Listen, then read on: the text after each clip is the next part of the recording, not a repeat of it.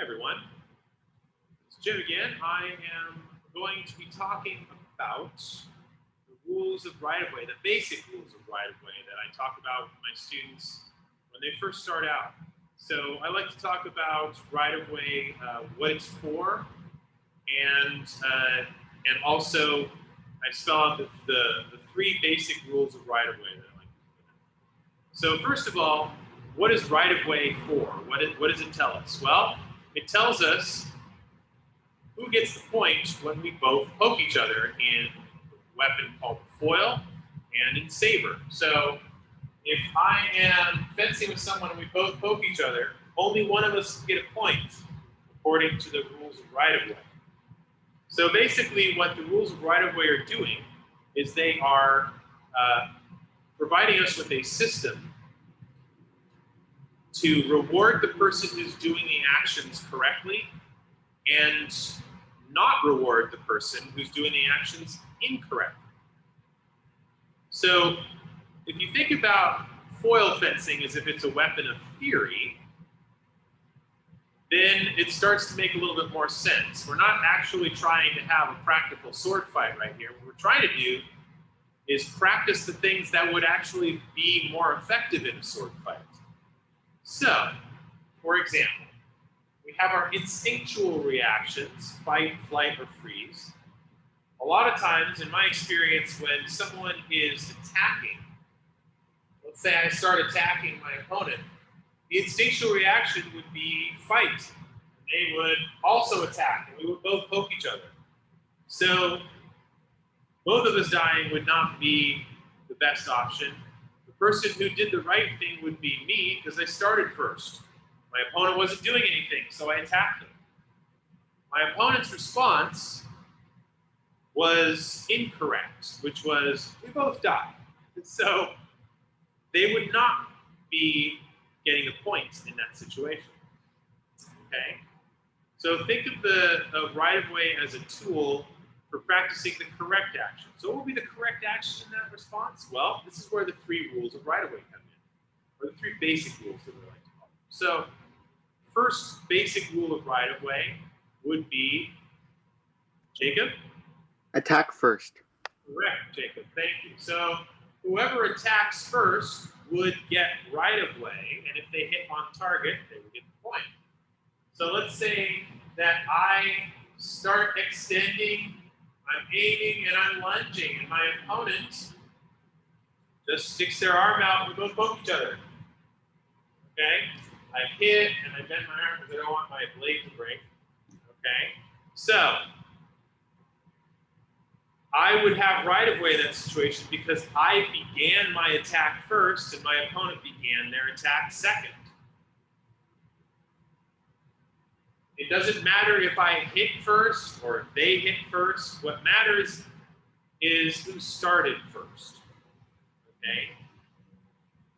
My opponent may be taller than me, may have a longer reach, but if I can reach them with my action and hit, they hit me and I'm extending and hitting them, then I will have started first and they get the point. It's kind of hard to do with the arm bent on the dummy right here, but you get the idea. If I start my attack first and we both attack and hit, then I get the point. That's the first rule, attack first. Second rule is, what is it, Jacob? Parry riposte. That's right. We like to say parry last. So, whoever parries the blade last, parry means block, whoever blocks the blade last, and then when we both poke each other, the person who blocked last gets right-of-way. So you can take right-of-way away from someone by blocking their blade. Let's say that my partner here attacks first, and I see that, so I step back and I parry their blade. Now, I have right-of-way. I've taken it by stopping the attack when they with a parry. And then if we both hit, I would get the point because I blocked the blade last.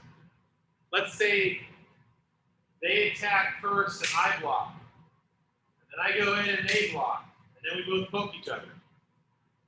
Who get the point in that situation, Jacob? I'm trying to think. Say that again. I couldn't hear you over the fans. Okay.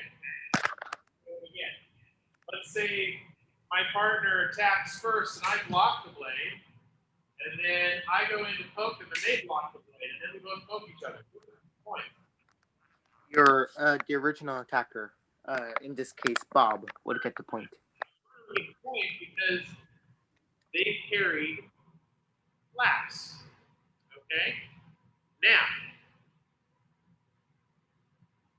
there is a third way that I like to talk about because it is important for people to understand. And what's the third way of getting that right of way, Jacob? Get away and go. Yeah, we say get away and go. So if I get away from their attack, I dodge their attack, or they miss me, and then I immediately go to hit them, then I'll have right of way and I'll get the point.